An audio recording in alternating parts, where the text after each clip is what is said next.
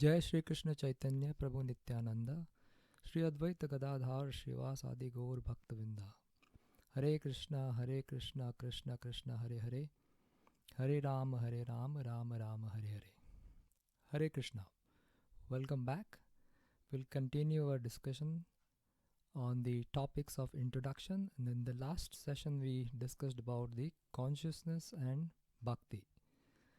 So, when the jiva or the living entity is in the material world, the consciousness is not in a purified state or not in pure consciousness.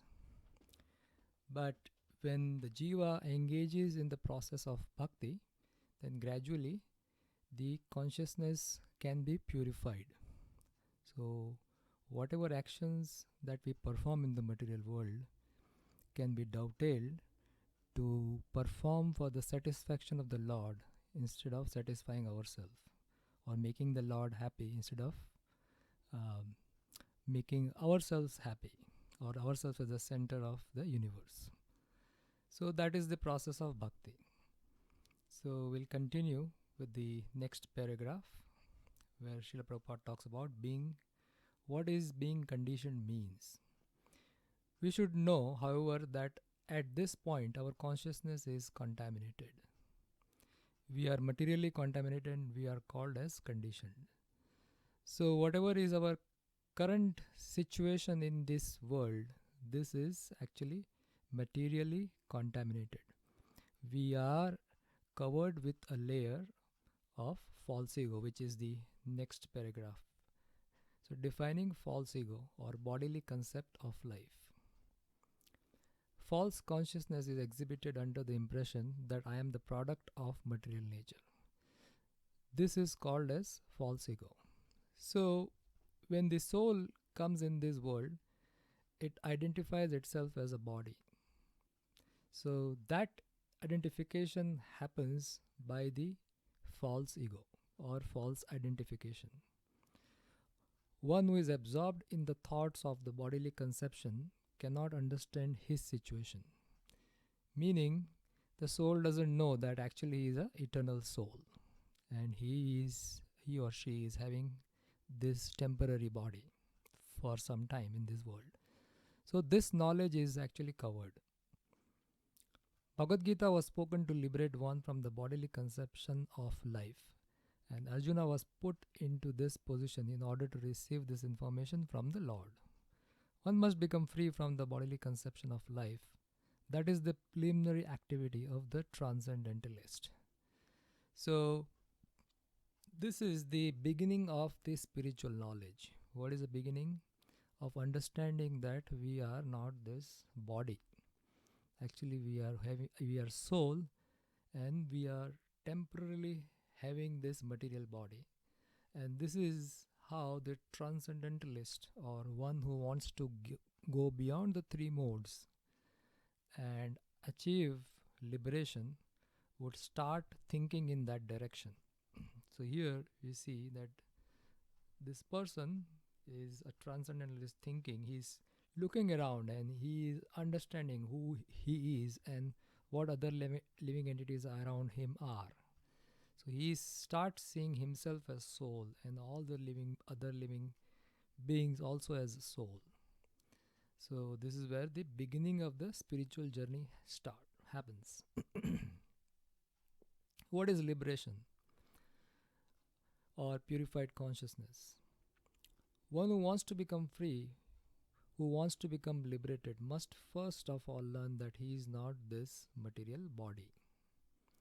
Mukti or liberation means freedom from the material consciousness, or conceptions also, that I am this body and everything related to me is what I am, or the sum total of whatever is around me, that is me and my connections with this world.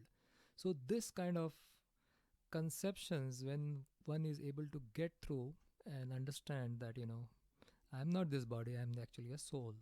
And how does this knowledge come? This knowledge comes only from the scriptures. In the Srimad Bhagavatam also this definition of liberation is given. Mukti hitva anyata rupam swarupena vyavastati. So this is a verse from Bhagavatam, as I think I saw, actually I opened the website last time, Vedabase, and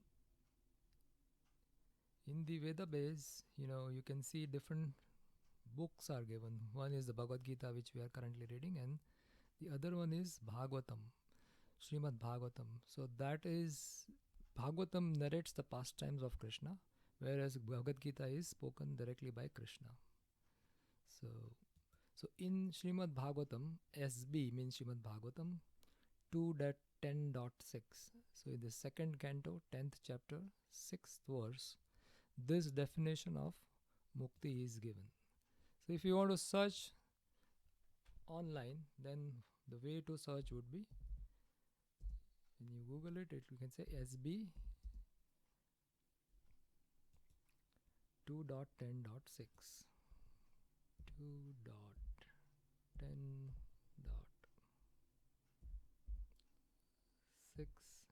and if you put Vedabase, then it will take you to the exact verse what Prabhupada has mentioned in this introduction, right? So this gives the definition of mukti, so mukti means one who is situated is basically, mukti means liberation from the contaminated consciousness of this material world and situation in pure consciousness. So whatever covering is given to us, the layer of false ego, which we understood earlier, that layer which is given to us, that layer is gradually removed, at least theoretically, by the understanding that we are not this body and we are pure consciousness, pure soul. We are not meant to be part of this material world. We actually originally exist in the spiritual world. And then when we understand all this things from the scriptures, then we start applying whatever process that has been given. So understanding our position, understanding Lord's position, this is called as Sambandha Gyan. And this Sambandha is established in the scriptures, particularly in Bhagavad Gita. Krishna has very clearly established the Sambandha Gyan, who he is, who we are, and what is our relationship. And right now the relationship is broken, and how it can be revived. So Prabhupada continues, all the instructions of the Bhagavad Gita are intended to awaken this pure consciousness. And therefore we find at the last stage of Gita's instruction that Krishna is asking Arjuna whether he is now in purified consciousness. So Krishna spoke the Gita, and then Krishna is asking Arjuna, have you understood this message? If you understood this message properly, then you must be established in this purified consciousness. So Krishna is trying to verify from Arjuna's point of view. He is not imposing on him. Purified consciousness means acting in accordance with the instruction of the Lord. So once our understanding is clear after hearing Bhagavad Gita, and once we are firmly convinced that, Lord Krishna is the Supreme Personality of Godhead, or the Supreme Lord, or Bhagavan, and we are soul, we are part and parcel of Him, and we are meant to actually serve Him. So once we understand that, then what will happen is, then we'll gradually act in that way. So that is purified consciousness.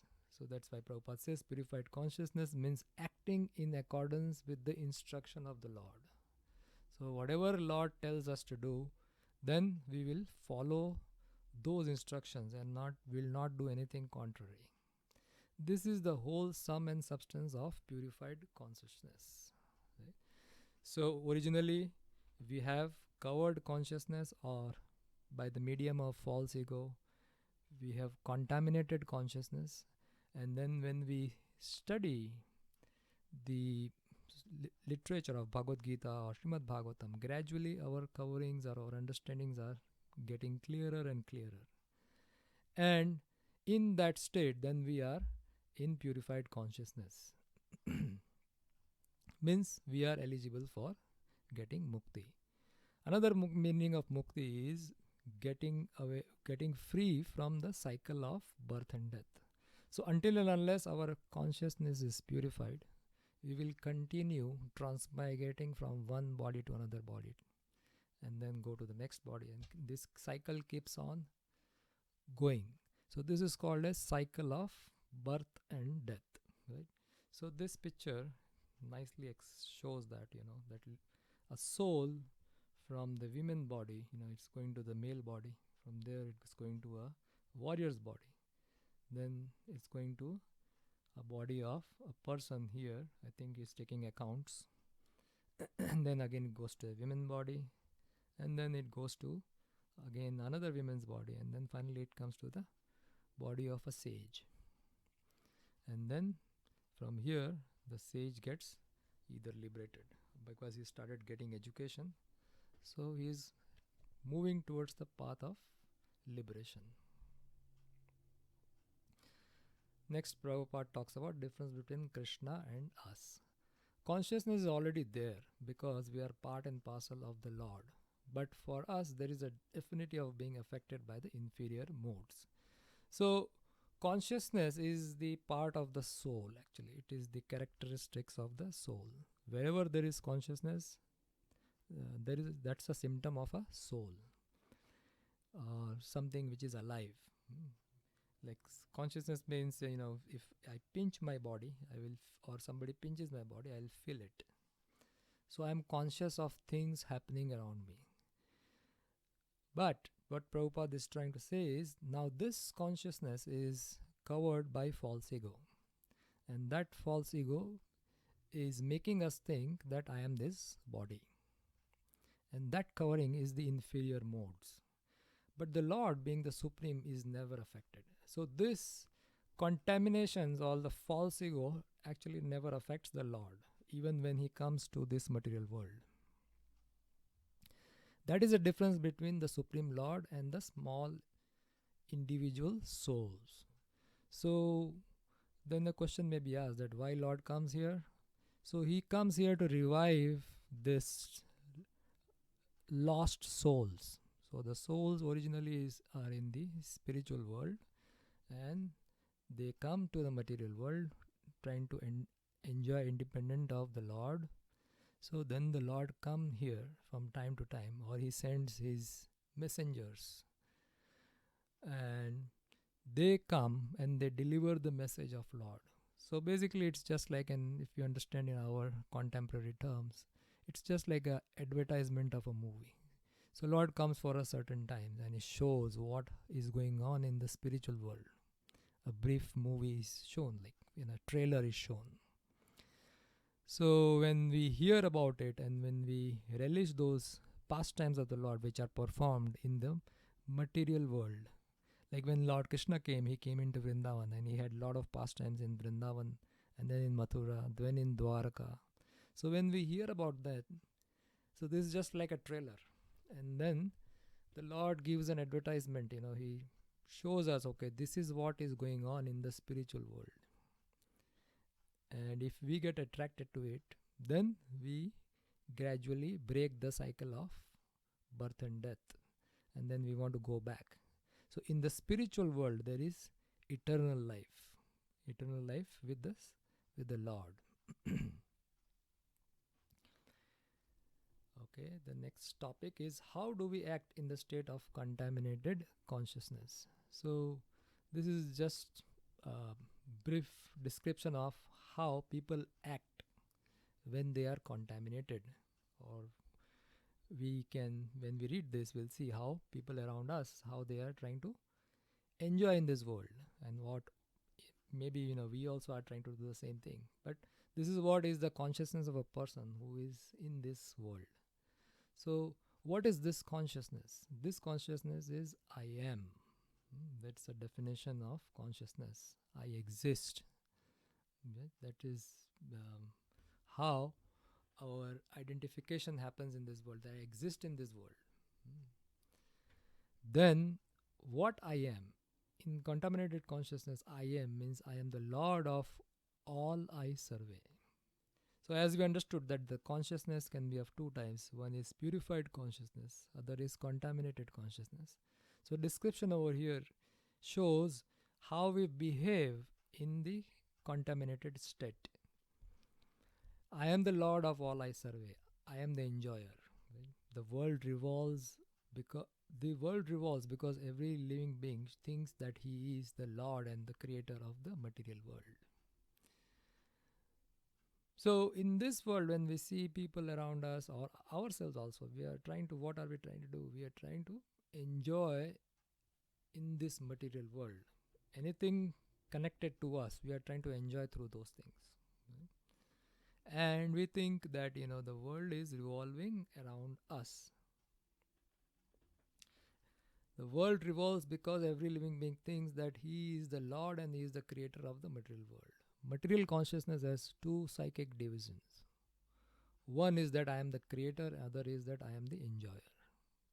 So this is how we enjoy. We create things, and whatever we have created, we try to enjoy those things. But actually the Supreme Lord is both the creators and the enjoyer. And the living entity, being part and parcel of the Supreme Lord, is neither the creator nor the enjoyer, but the cooperator. So we can give the examples that, whatever we are trying to create, actually the ingredients of those whatever we are creating is already available. It's already provided to us by the Lord. And as we study further in Bhagavad Gita, we get into more details and understand that how these ingredients are provided to us. So our role is neither we are creator nor the enjoyer, but we are the cooperator. Cooperator is with whom? With the Lord. So our enjoyment actually lies in cooperating with the Lord. He is created, he is the created and the enjoyed. Means ourselves, the living entity, is created and enjoyed.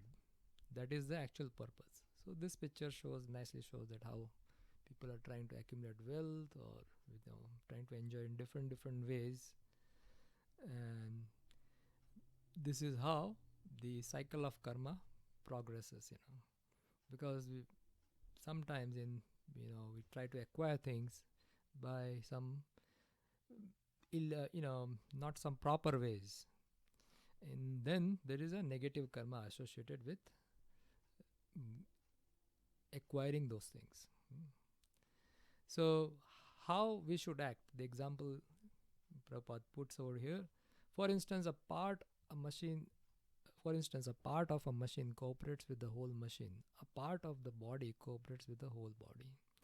The hands, the legs, eyes, and so on are all parts of the body, but they are not actually the enjoyers. The stomach is the enjoyer. The leg moves, the hand supplies food, the teeth chews, and all the parts of the body are engaged in satisfying the stomach, because the stomach is the principal factor that nourishes the body's organization. Therefore, everything is to be given to the stomach. So, if this is a nice example, that different part of the body, they all work, but actually the enjoyer of all that work is the stomach, because the food goes into the stomach through the tongue. And if the other parts of the body, if they say that, okay, we are not going to work, why we are working and only the stomach is enjoying, and if they stop working, then what will happen? The stomach will not get nourishment, and in turn all the bodily part will not get nourishment, so they all will suffer. Similarly, another example is given. One nourishes the tree by watering its root, and one nourishes the body by feeding the stomach. For if the body is to be kept in a healthy state, then the parts of the body must cooperate to feed the stomach. Similarly, so the previous example about tree is, if we are trying to, let's say, water the tree, but if you give just water to the leaves and branches of the tree, then the tree won't get properly nourished, because The nourishment of the tree happens through the roots. So if we want to make the tree healthy, then you have to give water to the root of the tree. So similarly, Prabhupada is saying, similarly, the Lord is the enjoyer and the creator. And as we are subordinate living beings, we are meant to cooperate and satisfy Him. So the Lord in Sanskrit, there are two terms, Purusha and Prakriti. So Purusha is the enjoyer and Prakriti is enjoyment. We saw this discussion earlier in the earlier introduction sessions. So the role of the living entities or the subordinate living entities to satisfy the Lord. And when we satisfy the Lord, then in turn we become satisfied. This is the whole point being discussed here. This cooperation will actually help us, just as the food taken by the stomach will help all the other parts of the body. If the finger and the hand think that they should take the food themselves instead of giving it to the stomach, then they will be frustrated because they can't take the food. It's only stomach that can take the food. So their enjoyment lies in the enjoyment of the stomach. So similarly, our enjoyment lies in the enjoyment of the Supreme Lord or the Creators or the Purusha. The central figure of creation of the enjoyment is the Supreme Lord, and the living entities are cooperators. By cooperation, they enjoy. The relation is also like that of the master and the servant. If the master is fully satisfied, then the servant is also satisfied. Similarly, the Supreme Lord should be satisfied, although the tendency is to become the creator and the tendency to enjoy the material world are there also in the living entities, because these tendencies are there in the Supreme Lord who has created and manifested the cosmic world. So this point is important to understand, that our satisfaction or our enjoyment lies in the enjoyment of the Supreme Lord. Secondly, where does this enjoyment tendency which is there in us comes from? So that is actually there in the Lord. That's why it comes to us. Whatever is there in the Lord, those tendency we will also have in minute quantity, because we understood in the earlier discussion, we discussed about this point, that we are qualitatively equal but quantitatively we are small, like the ocean and the drop of ocean water, right? A drop of water in the ocean is like us. We are Anu, and the Supreme Lord is Vibhu. He is the compared to the ocean. So whatever tendency he has, we also have those tendencies. Next topic is the complete whole and his energies. We shall find therefore in Bhagavad Gita that the complete whole is comprised of Supreme Controller, the control living entities, the cosmic manifestation, eternal time, and karma or activities. And all these are explained in this text. All of this taken completely from the complete whole, and the complete whole is called as the Supreme Absolute Truth. So we discussed all this topic, that this is the entire thing, an entire manifestation is consisting of these 5 things, right? And this all this taken completely from the complete whole, and the complete whole is called as the Supreme Absolute Truth. So within the Lord everything exists. The complete whole and the complete absolute truth are the complete personality of Godhead Sri Krishna. So ultimately it is actually Lord Sri Krishna, which within him everything is actually contained. All manifestations are due to his different energies. So the Lord carry out things in this world through his different energies, and he is the complete whole. So including the energy, including the living entities, including the material manifestation or cosmic manifestation, not material manifestation. Cosmic manifestation consists of material and spiritual world, and including the time and karma, everything included is everything is included in the Lord, including his energy, and that is the complete whole. So the next, so there is a picture which describes that there are different Shaktis or energies of the Lord. And the energies of the Lord can be broadly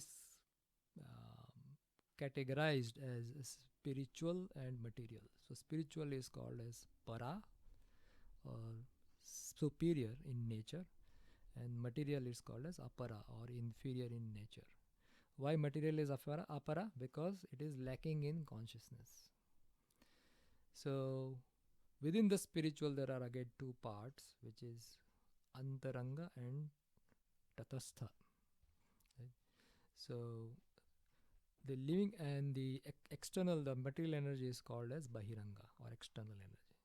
So the material world, the world which we see around us, that is bahiranga shakti of, this is a Sanskrit term, bahiranga shakti of the Lord. That is the material world. And the soul or us, which are spiritual in nature, but they are marginal. Marginal in the sense is called tatastha, means it's on the tat, like the edge of the ocean and the land. That is called as tat. So the spiritual can either go this side on the land or on the water. So that is why it is on the edge. So tatastha. That's the reason it is given. So it can be either in the spiritual world or it can be in the material world. The souls can be in the spiritual or material world. So that's why it is tatastha. And then the leftmost side we see the antaranga, or internal potency of the Lord. Now that internal potency of the Lord is divided into three parts again: Sat, Chit, Ananda. So the Sat, the Sanskrit name of this Sat, of course Sat is also Sanskrit, but other name is called as Sandhini potency. And then Chit is Samvit, and Ananda is Ladini potency. So through the Sat potency, the existence of the spiritual world is conducted actually. The dhams manifest through this Sat potency, or basically it is called as existential potency. And we are going to go into details of all this. So this is just for the purpose of reference right now. I'm just not going into details of all this at this point of time. And then Chit means knowledge, and Ladini means the bliss potency of the Lord. So this, through the bliss potency of the Lord, the Krishna gets all the enjoyment, bliss or pleasure potency. Cognitive or samvit, which is knowledge giving potency. Krishna knows everything through this samvit potency. He gets all the enjoyment through Ladini, and or it is Ananda.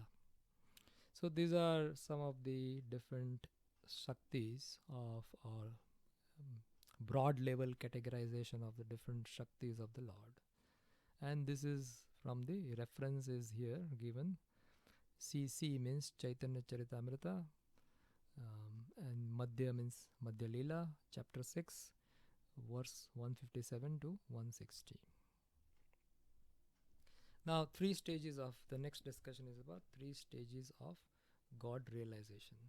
So, the Krishna can be realized in three different ways. Krishna is one, but he can be realized on three different ways based on the person who is trying to realize, based on the capacity of the person who is trying to realize. So, the lowest among these three, all of them are actually Krishna only, but the lowest among these three realization is Brahman.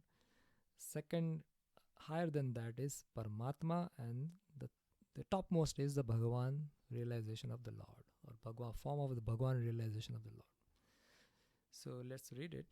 It is also explained in Gita that the impersonal Brahman is also subordinate to the complete Supreme Person. Brahmano hi pratishtaham. So this is towards the end of 14th chapter. Krishna says that I am the source of this Brahman. So Krishna says that I means Bhagavan is the source of Brahman.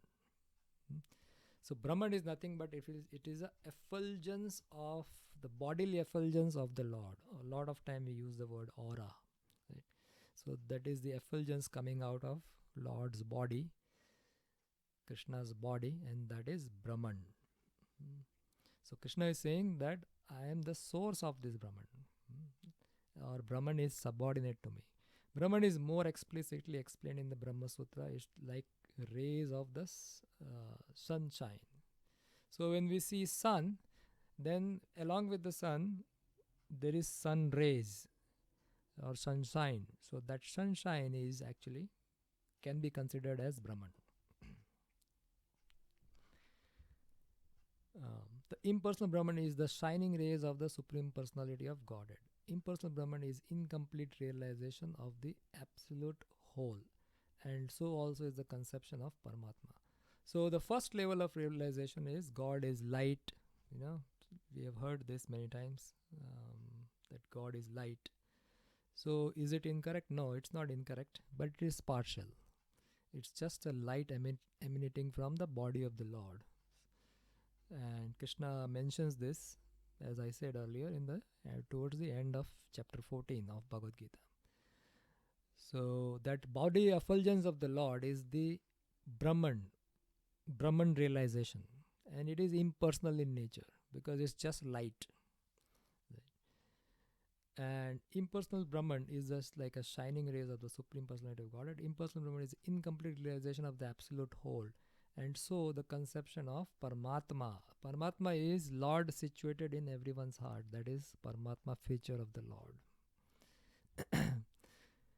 In the 15th chapter, it shall be seen that the Supreme Personality of Godhead, Purushottama, is above the impersonal Brahman and the partial realization of Paramatma.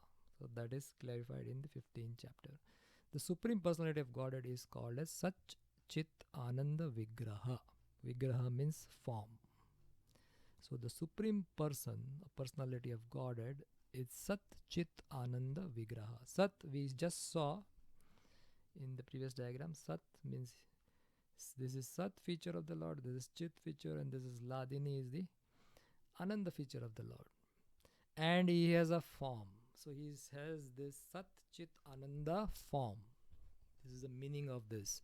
So Krishna's form is Sat Chit Ananda. And we have heard this word, Sachidananda. So Sachidananda is nothing but Sat, Chit and Ananda. The Brahma Samhita begins this in this way. Ishvara Paramaha Krishna. So this is a prayer. Brahma Samhita is a prayer by Lord Brahma. And he begins his prayer, Ishvara Parama Krishna. So Ishvara means the Supreme Lord. He's a Supreme is all Parama. And the Ishvara means God. He's Parama God, Parameshwara. Krishna, and then he's saying, who is that? Krishna. And then the next statement is Sat Chit Ananda Vigraha, means he is having, his body is made up of Sat, Chit and Ananda, and he has a body which is like our composition of our body is whatever we see now, the blood, the veins, this muscles, tissues, this and that. But Krishna's form is not like that. His form is Sachidananda. And then he's saying Anadiradir Govinda Sarva Karana Karanam. He is the source of everything and cause of everything. So Govinda, Krishna, is the cause of all causes. He is the primeval cause, and he is the very form of eternity, knowledge and bliss. So this is the meaning of this prayer or beginning of the prayer by Lord Brahma. Impersonal Brahman realization is the realization of his Sat feature. So when somebody realizes the impersonal Brahman feature of the Lord, they are only realizing a part of Krishna, which is Sat. When somebody realizes Paramatma, so Paramatma realization is the realization of Sat and Chit. So eternal and knowledge. But realization of the personality of God at Krishna is the realization of all the transcendental features, Sat, Chit, Ananda, eternity, knowledge and bliss, incomplete in a Vigraha form. So when somebody realizes Krishna, then they realizes all the three features. So here is a transcendentalist trying to realize Brahman form of the Lord. And here is a transcendentalist trying to realize the Paramatma form of the Lord in the heart. And here there is a transcendentalist who is with Krishna and who has completely realized Krishna, the Sat, Chit and Ananda feature of the Lord. So Prabhupada here says that realization of the personal form is the most complete. People with less intelligence consider Supreme Truth to be impersonal. But he is transcendental person, and this is confirmed in all the Vedic literatures. Nityo Nityanam Chetanas Chetananam, Katha Upanishad, this reference is coming from. That as well as we all are individual living beings, we have our individuality. The Supreme Absolute Truth is also in the ultimate issue a person, and the realization of the personality of Godhead is the realization of all the transcendental feature in his complete form. The complete whole is not formless. So God in the ultimate sense is not formless. Yeah, in Christian, in the Bible also it says man is made in the image of God. So man has 2 hands, 2 legs. God has 2 hands, 2 legs. So God has an image, and man is made in the image of God. So it's not that we are making the God based on our personality. Like I have 2 hands and 2 legs. So that's why in temple you see, the God having 2 hands and 2 legs. No, it's not like it's other way. If he is formless, or if he is less than anything other, then he cannot be a complete whole. Right? So if he doesn't have form and we have form, then we are actually greater than him. So it is not that case. The complete whole must have everything within our experience and beyond our experience. Otherwise, he cannot be complete. It's a very nice statement. So I think with this, we'll stop the discussion. So here is a nice picture of Krishna having pastime with his friends in the spiritual world, which is actually manifested also in the material world in Vrindavan. So we'll stop here and we'll continue our discussion in the next session. Thank you so much. Srila Prabhupada ki jai. Srimad Bhagavad Gita ki jai. Gaur Premanande Haribol.